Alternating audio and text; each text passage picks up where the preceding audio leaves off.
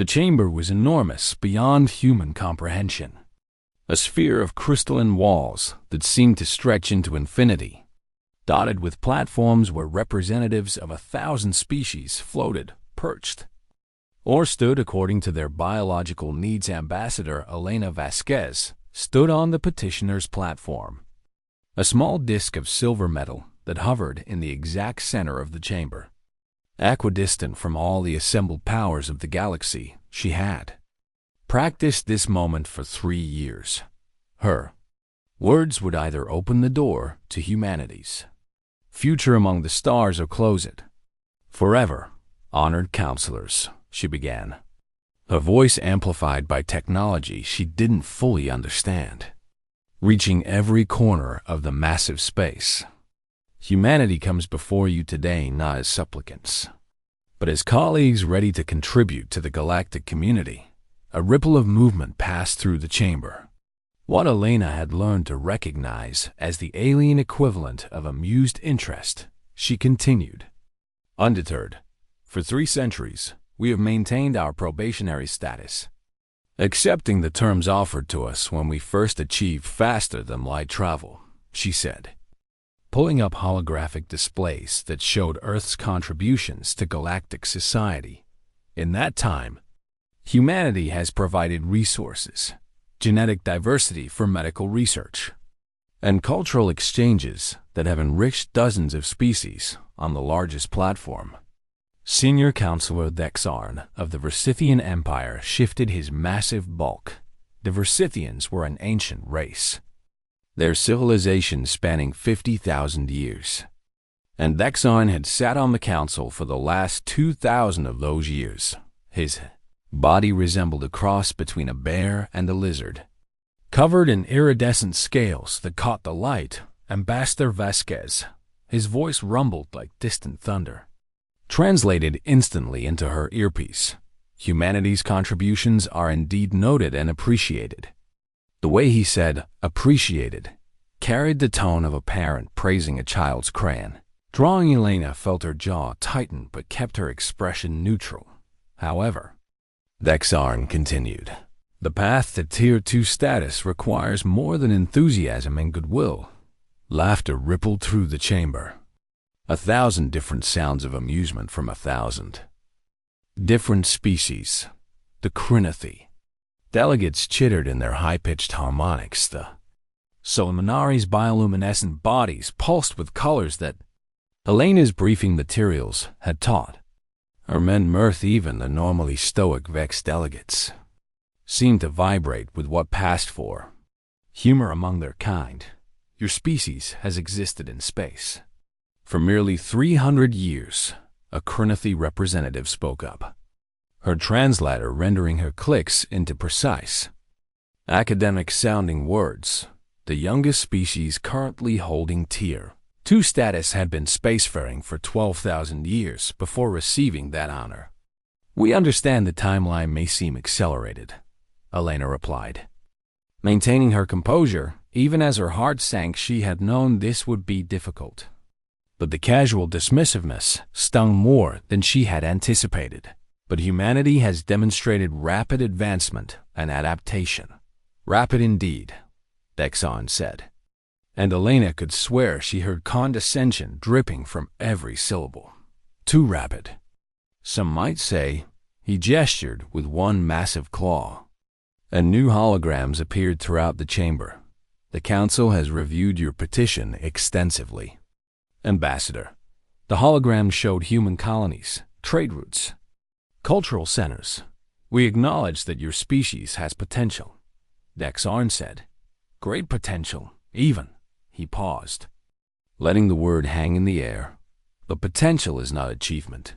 Elena's fingers curled into fists at her sides, hidden by the podium before her. Counselor, we have met every benchmark outlined in benchmark set for probationary species. Dexarn interrupted smoothly. Not for Tier 2 candidates. The laughter had faded now, replaced by an expectant silence. The council was waiting to see how the human would react to rejection. The council has deliberated, Dexarn announced formally. And we have reached a unanimous decision. Elena's throat felt tight. She had warned Earth's government that this might happen. But some part of her had hoped. Humanity's petition for Tier 2 status is denied. Dexarn declared the chamber remained silent. However, he continued, his tone taking on what Elena supposed he thought was a generous quality. The Council recognizes humanity's contributions and wishes to encourage continued growth. He smiled, revealing rows of crystalline teeth. We offer an extension of your probationary status for another 5 centuries, with a modest increase in trade. Privileges. Elena stared at him. 5 more centuries, 500 more years of providing resources at below market rates. 500 more years of accepting overpriced council technology. 500 more years of being patted on the head and told to wait their turn. The terms remain largely the same. Dexarn continued, clearly interpreting her silence as overwhelmed gratitude. With a few minor adjustments that our Economic Council has drafted, the hologram changed to show a contract. Pages upon pages of dense legal language. Elena scanned it quickly. Her enhanced neural implant, processing the text faster than natural human. Reading the modest increase in trade privileges was laughable. Minor adjustments included additional restrictions on human exploration and mandatory technology. Sharing that was conspicuously one-directional. We believe this is more than fair, Dexarn said, given your species' youth and inexperience. Something crystallized in Elena's mind at that moment. She thought of the scientists back on Earth who had developed the quantum compression technology that made the Council's Ansible network possible. She thought of the human artists whose works were consumed across a dozen species, uncredited and unpaid. She thought of the miners on the asteroid colonies, breaking their backs to extract rare elements that sold for a fraction of their worth. She thought of 300 years of humanity trying to prove themselves worthy of basic respect. No, she said quietly. The chamber's ambient noise seemed to pause. I'm sorry? Dexarn's head tilted in confusion. I said no, Counselor, Elena repeated, her voice stronger now. Humanity thanks the Galactic Council for its consideration and for the time invested in reviewing our petition. She took a breath. However, we must respectfully decline your generous offer. Now the chamber erupted in confused, murmuring species conferred with one another in a dozen different languages. Ambassador, Dexarn said slowly, clearly trying to process what he was hearing. I don't think you understand. I understand perfectly, Elena said, and I am formally withdrawing humanity's petition. You cannot simply. Furthermore, Elena continued, her voice cutting through his protest, humanity is hereby withdrawing its participation in all council activities, effective immediately. The murmuring stopped. The silence was absolute. Withdrawing from what exactly? Dexarn asked, his tone now carrying an edge of irritation. From everything. Counselor, Elena said calmly, all trade agreements will be honored until their expiration dates, but will not be renewed. All cultural exchanges will conclude within the next standard month. All human personnel will be recalled from council facilities. All council personnel will be requested to depart human space within 90 standard days. She met Dexarn's eyes. Directly, humanity wishes all council species well and hopes you prosper in your endeavors, but we will no longer participate in a system that views us as permanent children. Dexarn's scales had shifted to a dark purple color that Elena's briefing material suggested indicated shock or anger. You're making a grave mistake, Ambassador, he said, his voice low and dangerous. Perhaps, Elena acknowledged, but it will be our mistake to make. She bowed slightly, a gesture of respect but not subservience. This concludes humanity's business with the Galactic Council. Good day. Counselors, the platform began to descend. Carrying her away from the center of the chamber behind her, the council erupted into chaos. 1,000 voices shouting questions, objections. Demanzelina didn't look back, her hands were shaking.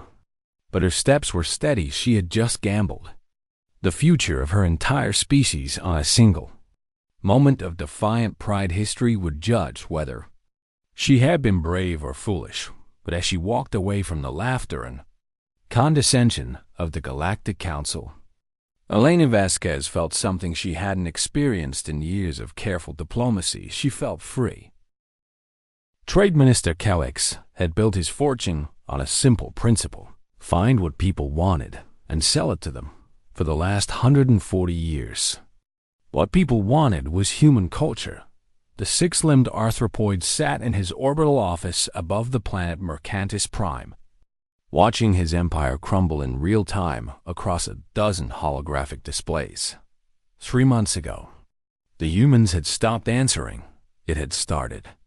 Small A delayed shipment of entertainment programs from the human colony on New Terra A missed communication from the human cultural liaison on Earth. Then the silence had spread like a virus, sir. His assistant Vrel chirped nervously, her antennae twitching with anxiety. The Zephron network is demanding answers. They paid for exclusive rights to the new human drama series, and we have nothing to deliver. Calix's mandibles clicked in frustration. Tell them we're working on it, he said. Though he knew the words were hollow, how could he work on a problem when the humans wouldn't even respond to his messages? The Ansible communication system chimed, and Calix felt a surge of hope finally. A response, but it wasn't from the humans. It was from Counselor Thexarn's office. Trade Minister Calix, the message began, the Versithian's face filling the hologram. The Council requires a report on the economic impact of the human withdrawal. Calix wanted to laugh. The economic impact? It was a catastrophe. Counselor, he composed his response carefully. The situation is more severe than initial projections suggested. He pulled up his data, watching the numbers cascade across his screens like a waterfall of bad news. Human entertainment media accounts for approximately 90% of all consumed content across council space. He reported, the sudden cessation of new material has caused a market panic. Networks are scrambling for alternatives, but consumer interest in non-human content has dropped by 73% in the last month.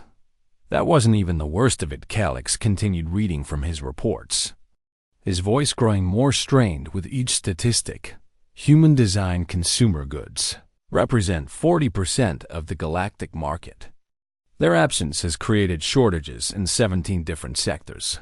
Additionally, we've discovered that numerous technologies we believed were developed by council species were actually human innovations, rebranded and sold through intermediaries. Thexarn's image flickered with what Calix recognized as annoyance. That's impossible, the counselor said. We have detailed records of technological development, records that were falsified. Apparently, Calix replied, too exhausted to be diplomatic. The quantum compression technology that makes the Ansible network function at current speeds? Human. The biocompatible interface systems used in 70% of our medical facilities. Human. The waste reclamation systems on every council station built in the last century? Also human. The counselor's scales shifted to a dark purple. Why wasn't this known?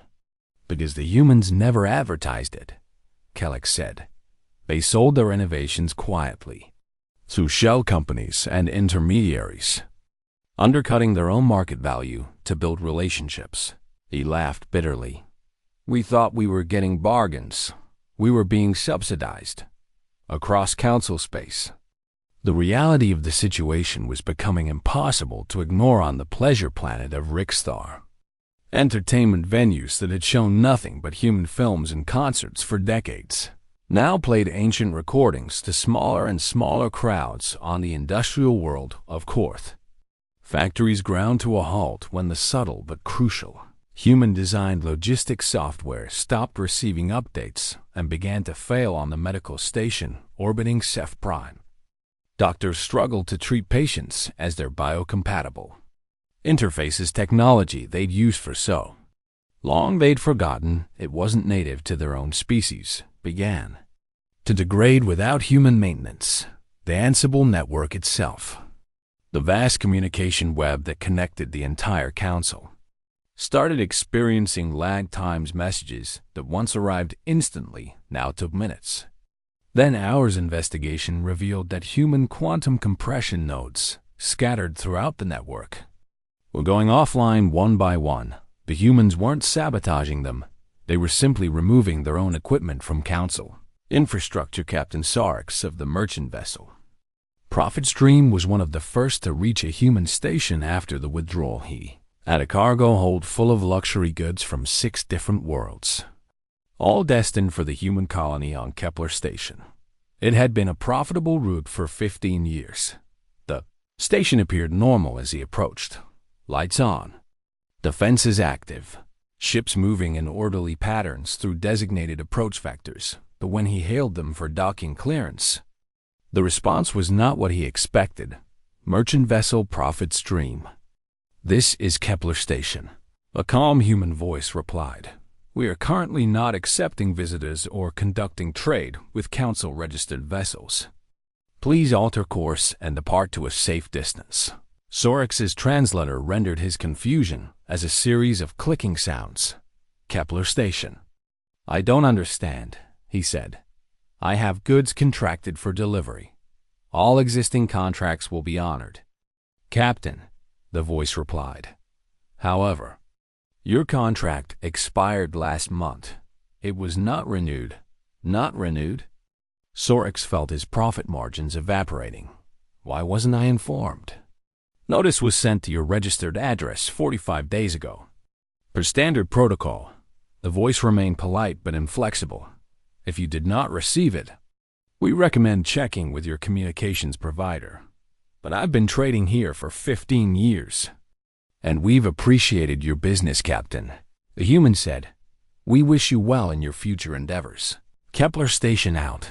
The communication ended. Zorix stared at his console, unable to process what had just happened behind him. His cargo hold was full of goods he could no longer sell. He wasn't alone across the frontier. Merchants found human ports closed. Human markets shut down. Human trade representatives gone. Ships that had made their fortunes on the human trade routes now scrambled to find new markets, new customers, new purposes. The humans weren't being hostile. They were simply done first. Councillor Dexarn sent diplomatic missions to major human colonies each. One was turned away with the same polite but firm message. The delegation is not authorized to enter human space at this time.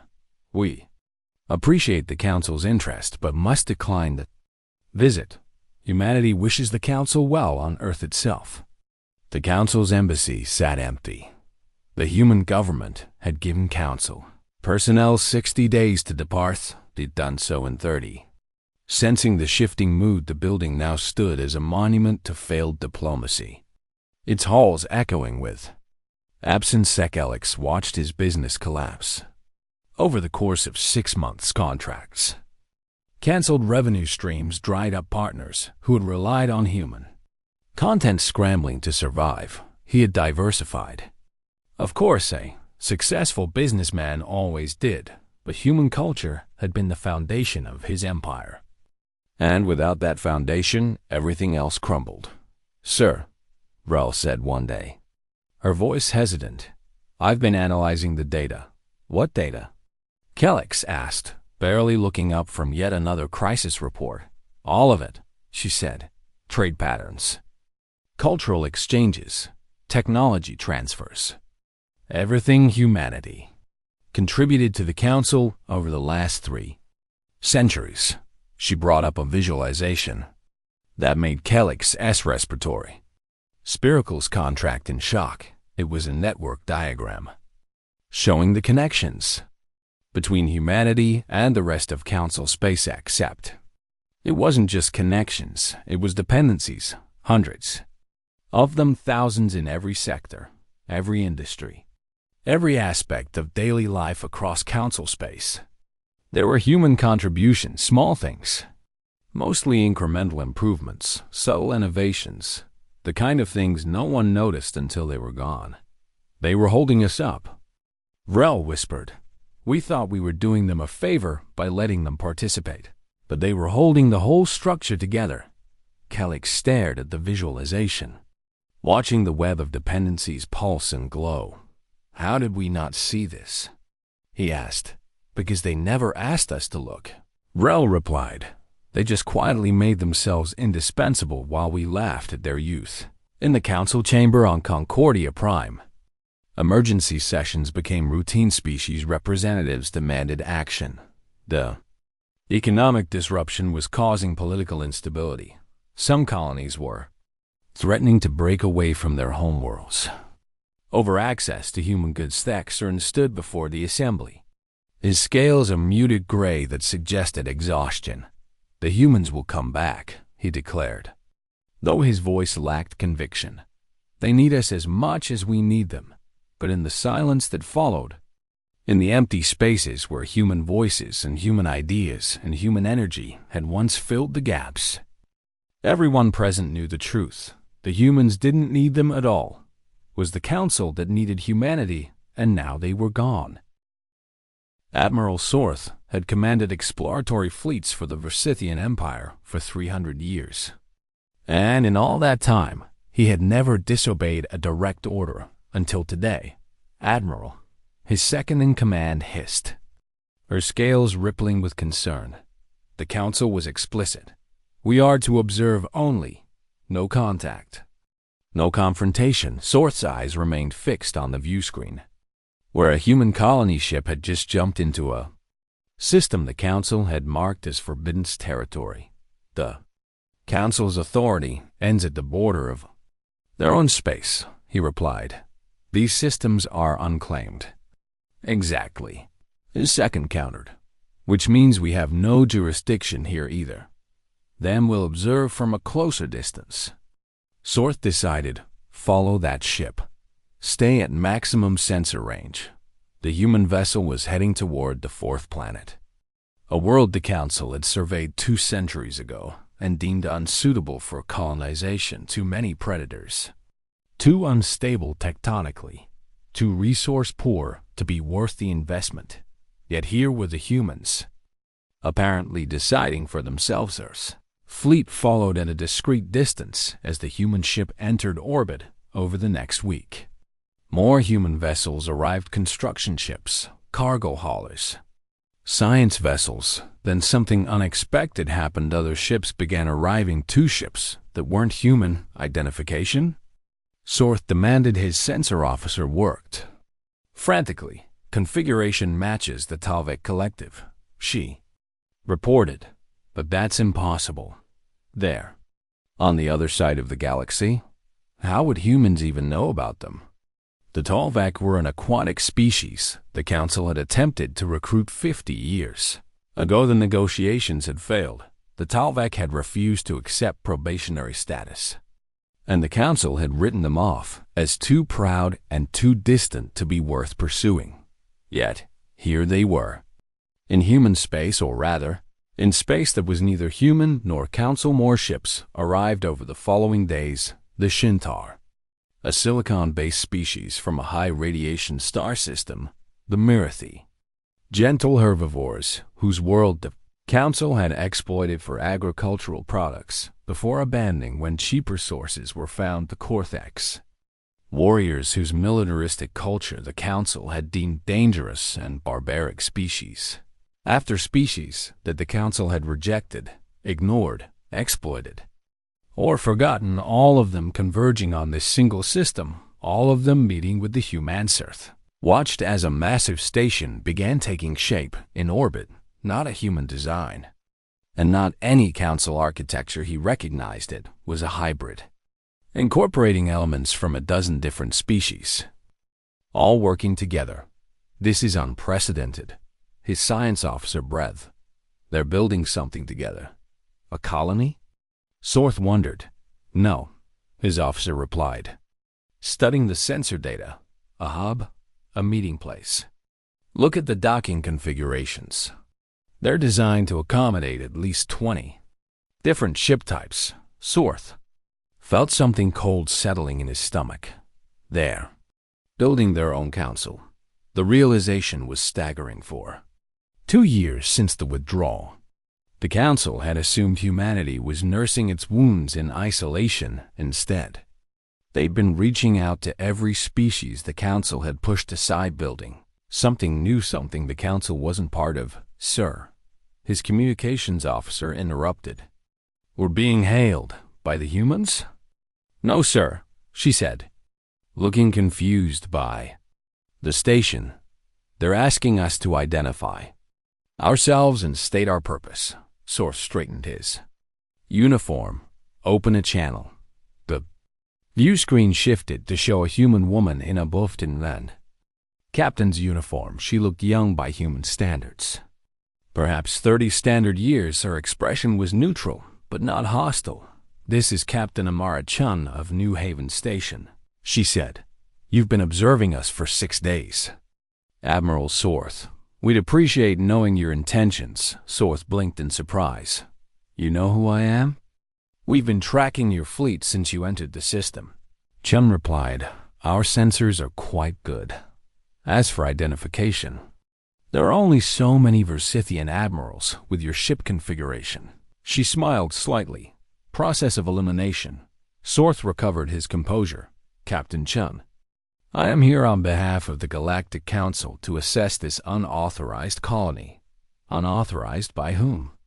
Chun asked, her tone curious rather than confrontational. This system is unclaimed territory. No council species has filed a colonization petition. The council maintains authority over council space. Chun interrupted gently. This is not council space.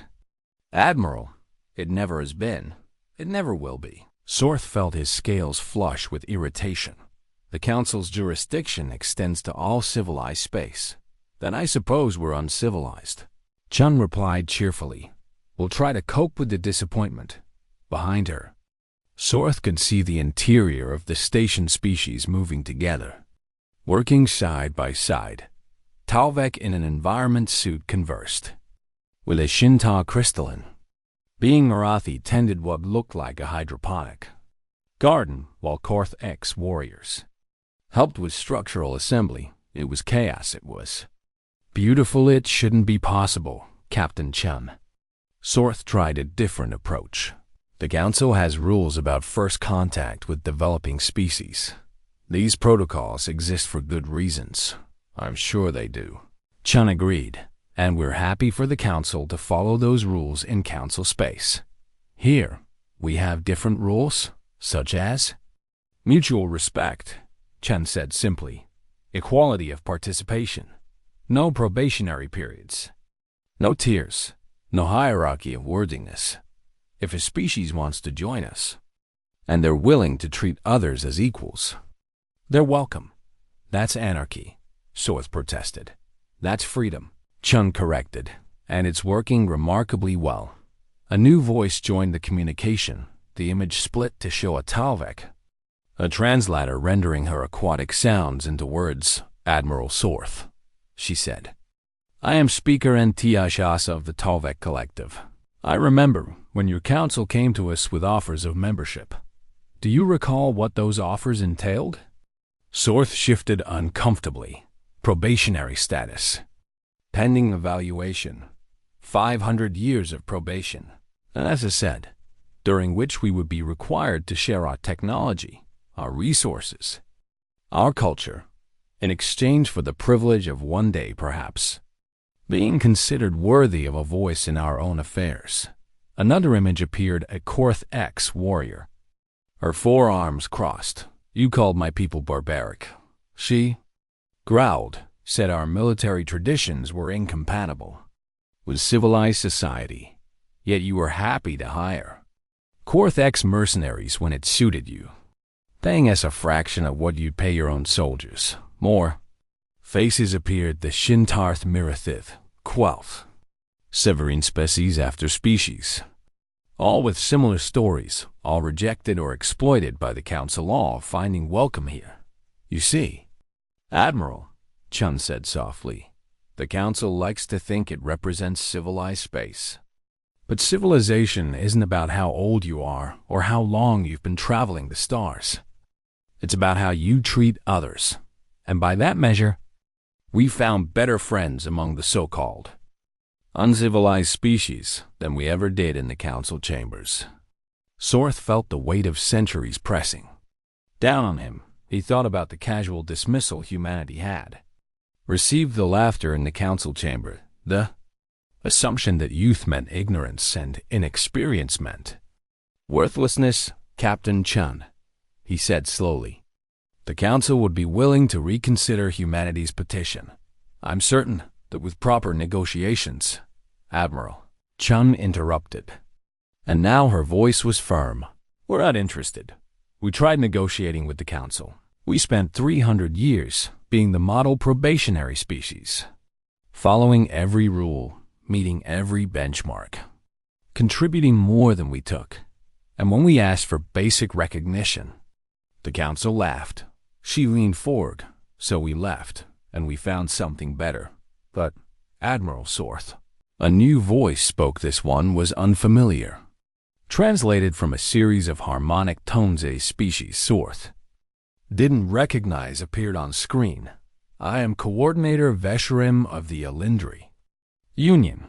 My people have existed in space for 40,000 years, longer than the Versithian Empire. Sorth felt his respiratory system seize. 40,000 years? We rejected Council membership 8,000 years ago, Vesherim continued. We found their hierarchy distasteful, their treatment of younger species unconscionable. We've watched humanity's progress with great interest, and we've chosen to align ourselves with New Haven rather than Concordia Prime. The implications crashed over Sorth like a tidal wave. If species older than the Council itself were choosing to work with humanity, your Council is not the only power in the galaxy, Admiral, Vesherim said. It merely thinks it is. Sorth looked at the faces on his screen, human and alien, young species and ancient ones, all united by a simple principle: mutual respect. Admiral, Chun said, drawing his attention back. You're welcome to observe as long as you like. We have nothing to hide. But if you're thinking of trying to assert Council authority here, I should warn you. The sensor display lit up 12 different ships-powered weapons, not just human vessels. Ships from 6 different species, all ready to defend this strange new alliance. We're not looking for a fight, Chun said, but we're not going to be pushed around either. We've walked away from one empire that didn't respect us. We'll do it again, if necessary. Sorth looked at his weapons officer. She shook her head slightly. They were outgunned. Worse, they were outclassed. Some of those weapon signatures were more advanced than anything in the Council's arsenal. Stand down, he ordered quietly. The fleet powered down their weapons. Captain Chun, Sorth said formally, the Versithian fleet acknowledges New Haven's sovereignty. We will depart your space. Councillor Thexon was dying, not literally, though at 2,000 years old. He was approaching the end even of a Versithian lifespan, but the world he had known, the order he had maintained, the Council he had served, all of it was dying around him, and he was finally beginning to understand why the emergency session had been called by the Krinithi delegation. They were the 17th species to petition for withdrawal from the Council this year. The economic situation is unsustainable, the Krinithi representative was saying, her translator converting her chittering into clipped, formal words. Our industries have collapsed without access to human technology and markets. Our people are suffering. The Alliance of Free Worlds has offered us membership with no probationary period, full voting rights, and immediate trade access. Vexon tried to muster the energy to argue. The Council has stood for 5,000 years, he said, his voice sounding hollow even to his own ears. You would abandon that legacy for survival. The Krinifi cut him off. Yes, Counselor, I would abandon a sinking ship for one that floats. The metaphor stung because it was accurate over the last 5 years. The Council had hemorrhaged members, first the smaller species, the ones on the periphery, then mid-tier civilizations, the ones who had always felt the Council served the interests of the ancient powers. Now, even some of the older species were considering their options. The Solumnari had already announced their intention to withdraw. The Vex were holding an internal referendum even among the Versithians. There were whispers of discontent. The Council offers stability, Vexarn argued weakly. The Council offers stagnation. Another voice spoke up. It was Representative Calix, the trade minister who had built and lost a fortune on human commerce. I've analyzed the data, Counselor. Every metric shows the Alliance outperforming Council space, economic growth, technological innovation, cultural development, even diplomatic stability. He projected holograms. Throughout the chamber, they've established relations with 43 previously uncontacted species in 5 years. Species we didn't even know existed. They've developed new technologies by combining knowledge from different scientific traditions. They've created art that draws on cultural perspectives from across the galaxy, and they've done it all without a hierarchy, without tiers, without telling anyone they need to wait 500 years before they're worthy of basic respect. Vexon stared at the data. It was undeniable. The Alliance was thriving while the Council crumbled. How? He asked, the question escaping before he could stop it. How are they succeeding where we failed? Because they listen, Calix said simply. They don't dismiss ideas because they come from young species. They don't hoard power at the top. They treat every member as having equal value, equal voice, equal worth. It's everything the Council claimed to be, but never was. The words hit Vexarn like physical blows. Equal value, equal voice, equal worth. He thought back to that day 5 years ago when the human ambassador had stood before the Council. He remembered the laughter, the casual dismissal, the assumption that humanity should be grateful for whatever scraps the Council offered. Never even considered that the humans might have other options, that they might build something better. There's more, Calix continued, and his voice took on a harder edge, something that will make you understand just how badly we failed. He activated a new hologram. It was a recording, time-stamped from various Council sessions over the last 3 centuries. This is Dr. Yuki Tanaka, Calix said as a human woman appeared, presenting research to a Council science committee. She developed the quantum compression algorithms that made our Ansible network 3 times faster. The scene shifted. This is Marcus Webb, presenting a revolutionary approach to fusion containment. Shift again. Dr. Amara Okafor, explaining a new medical diagnostic technique. Engineer James Chen, describing improved life support systems. On and on it went. Humans presenting innovations, breakthroughs, solutions, and in every recording, the same pattern. Council representatives listening politely, taking notes, asking questions, then crediting the discoveries to Council researchers' brain. The innovations erasing human contributions from the record. We stole from them, Calix said quietly. For 300 years. We took their ideas, their innovations, their culture, and we told ourselves we were doing them a favor by allowing them to participate. We told them they were too young, Too inexperienced, too naive.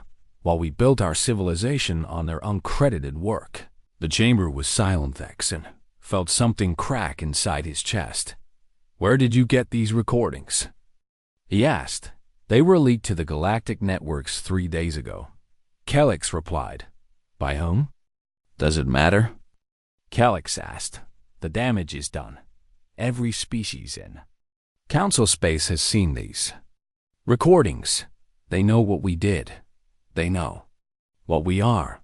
Dexarn looked around the chamber. So many empty seats now. Species that had left, species that had stopped attending, species that had given up on the council entirely. Why didn't they fight us? He asked. Why didn't the humans expose this when it was happening? Because they were trying to build relationships. Kelix said. They thought if they kept contributing, kept proving themselves, eventually we'd see their value. They didn't realize that we'd already decided they had no value, that nothing they did would ever change our minds. A new voice spoke up. It was Sorth. The admiral who had encountered the human alliance at New Haven had been called back from exploration. Duty to brief the council. I've seen what they've built. Sorth said, it's remarkable. Species working together as genuine equals, not just in theory, but in practice.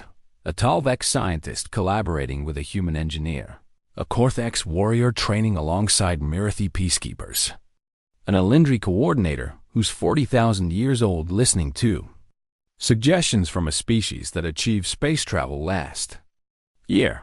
He pulled up images of New Haven. The station had grown. It was now massive structure, a city in space, housing thousands of beings from dozens of species. They're not just surviving. Sorth continued. They're flourishing, and they're doing it without us. Dexarn studied the images. He saw something in them that made his heart's ache joy pure. Simple joy, species working together, not because a hierarchy demanded it, but because they wanted to, because they saw value in each other. The council chamber had never looked like that. They're planning to expand, Sorth added.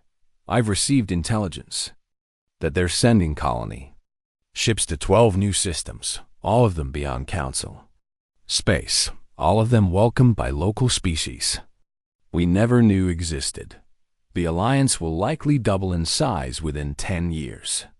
While the council, he didn't need to finish the sentence. Everyone knew the council was dying not with a bang, but with a slow, steady exodus of species who had finally realized there was a better option. What do we do?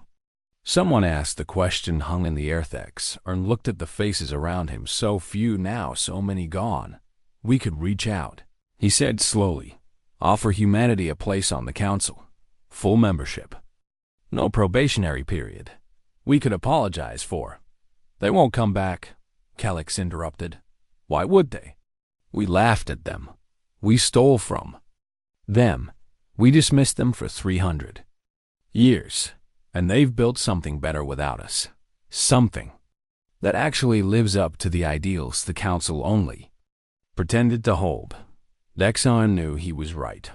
He could see it in the data, in the images, in the simple fact that species were choosing the alliance over the council, choosing dignity over prestige, choosing respect over hierarchy, choosing future over tradition. Then what?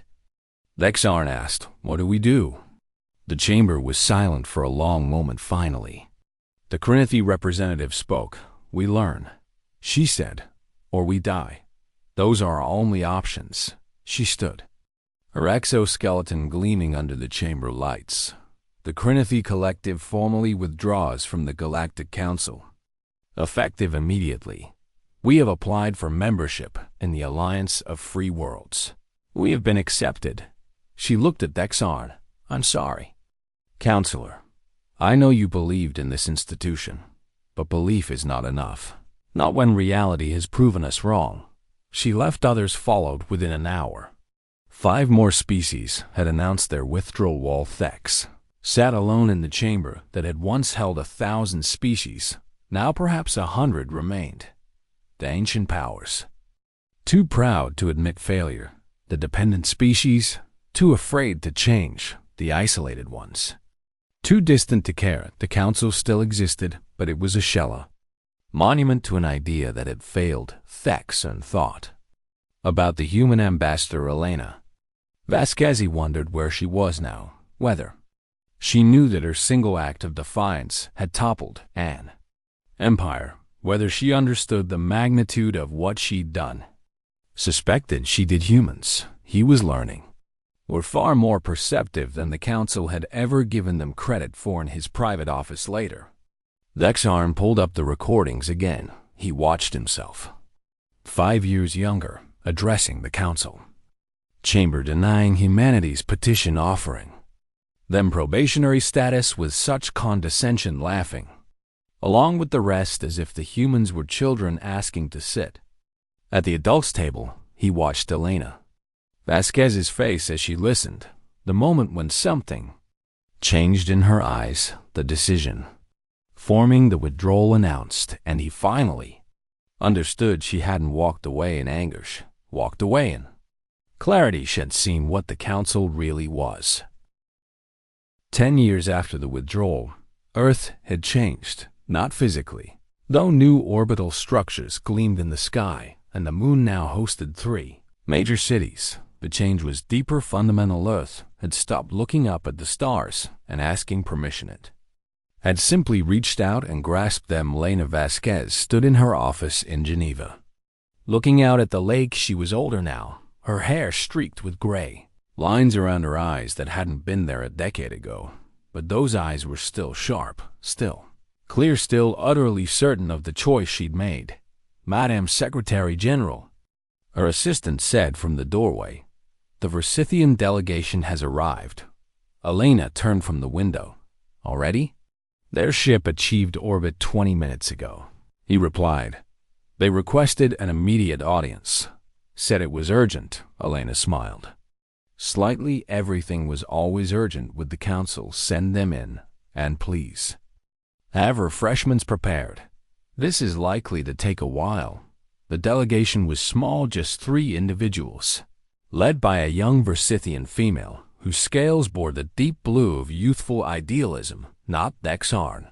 Elena noted she'd heard the old counselor had finally retired, his health failing, his spirit broken by the collapse of everything he'd believed in. Secretary General Vasquez, the young Versithian said, bowing in the human style, I am Diplomat Dexkyra.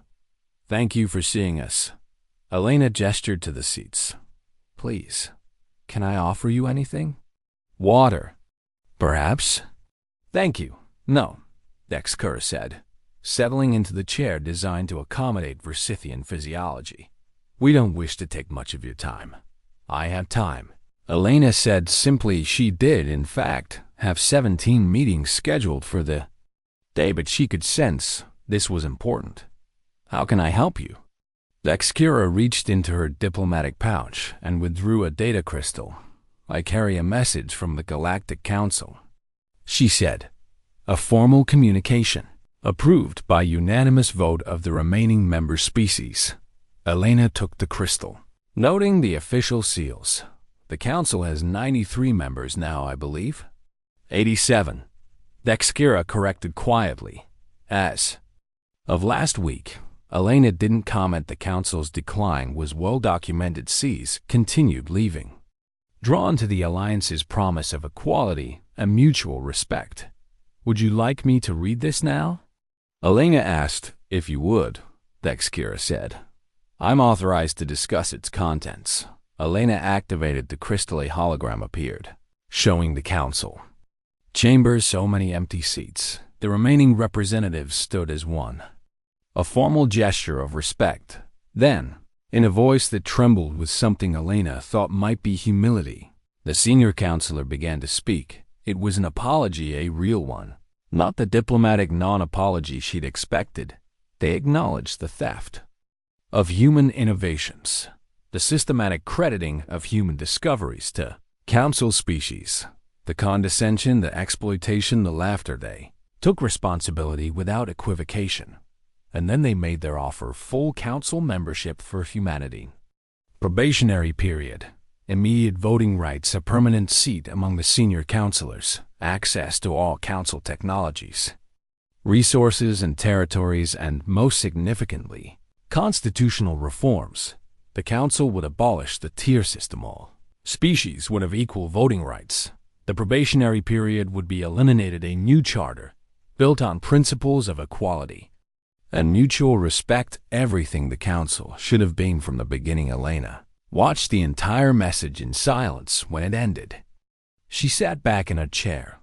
"That's quite an offer," she said finally. Thek's iris scales rippled with what Elena had learned to recognize as nervousness. "We understand humanity has no reason to trust us," she said. "We know what the council did. How it treated your species. But we're trying to change.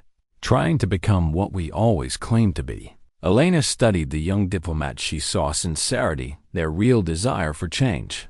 "May I ask you a personal question?" Elena said, "Of course. Are you related to former counselor Thek's? Thek's scales flushed purple. "He was my grandfather," she admitted. "He died 6 months ago. I'm sorry for your loss." "Thank you," Thek's said.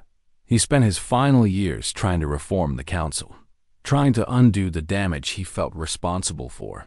He never forgave himself for how he treated you. That day, Elena felt a pang of something not quite sympathy, but understanding. He was a product of his system, she said. "As we all are." He was. Thek's agreed. "But you chose to change your system, to build something better. Now we're trying to do the same." She leaned forward. "Secretary General, the council knows it failed. We know humanity doesn't need us, but we need you, not just for economic reasons, though those are significant. We need you because you understood something we forgot. That civilization is measured by how we treat each other, not by how old we are or how much power we hold." Elena felt the weight of the moment. This was what humanity had wanted 10 years ago. Recognition, respect, a place at the table. Everything she'd asked for and been denied. Everything that had driven her to walk away. And now it was being offered freely. "I appreciate the council's offer," Elena said carefully. "Truly, I do. But you're going to decline." Thek's finished, her scales dimmed with disappointment but not surprise. "May I ask why?" Elena stood and walked back to the window. "Do you know how many species are part of the Alliance of Free Worlds now?" she asked. 307. Thek's replied, "I've been following your expansion. It's remarkable. 307 species." Elena repeated, "From every corner of the galaxy. Ancient civilizations and young ones. Warriors and pacifists. Carbon-based and silicon-based. And forms of life we're still trying to understand." She turned back to face the diplomat. "We didn't build the Alliance to replace the Council," she said. "We built it because we needed a place where we could be ourselves, where our species' value wasn't determined by their age or their technology or their conformity to someone else's standards, where everyone had a voice, not because they'd earned it through centuries of probation, but because they existed, because they mattered." Thek's listened intently. "The Council is reforming," Elena continued, "and that's good. That's important. But the Alliance isn't waiting for the Council to become what it should have been. We're already there." She pulled up a holographic display of Alliance space. It was vast now, spreading across multiple spiral arms, interconnected, vibrant, alive with activity. Every species in the Alliance joined because they wanted to, Elena said, not because they needed to. They chose to be part of something built on genuine equality. If humanity joined the Council now, even as equals, we'd be abandoning that vision. We'd be saying that the old system, reformed, is better than the new system we've built. But it's not. Elena said firmly, what we've created is better. More inclusive, more innovative, more alive. Dexterous. Scales had shifted through several colors during this speech. So you won't even consider the offer? I didn't say that. Elena replied. She sat back down. her expression softening. "The Alliance has always been open to new members," she said. "Species who share our values of equality, respect, and mutual cooperation. If the Council wishes to join the Alliance, we would welcome that conversation." Dexkira's eyes widened. "You're suggesting the Council join you? Why not?" Elena asked. "The Alliance has no pride invested in staying separate. We're not trying to prove anything to anyone. If the Council has genuinely reformed, if it truly believes in equality now, then we'd be honored to work together, but on equal terms, not as humanity joining the Council, but as the Council joining something bigger." She smiled. "We didn't walk away from you out of spite or revenge or wounded pride," Elena said.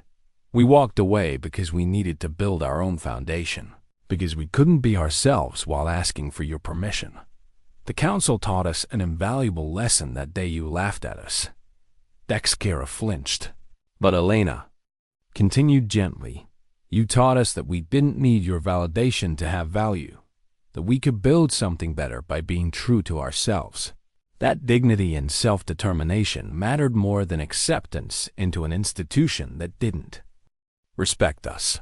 We're grateful for that lesson, but we're not coming back to the old structure. Even a reformed version. We found our own path, and we found it alongside friends who've walked with us from the beginning." Elena stood again, extending her hand in the human gesture of respect. "Tell the Council thank you," she said. "Thank you for the apology. Thank you for the offer. And thank you for finally understanding what we were trying to tell you all along. But humanity's place is here, in the Alliance, with our true partners. We wish the Council well on its journey. We hope you find what you're looking for. And if you ever decide that what you're looking for is what we've already built, our door is open." Dexkira stood slowly. She took Elena's hand in the human fashion, holding it gently in her larger scaled grip. "I understand," she said quietly, "and I think my grandfather would have too." Eventually, she released Elena's hand. "May I ask one more question?" "Of course. Are you happy?"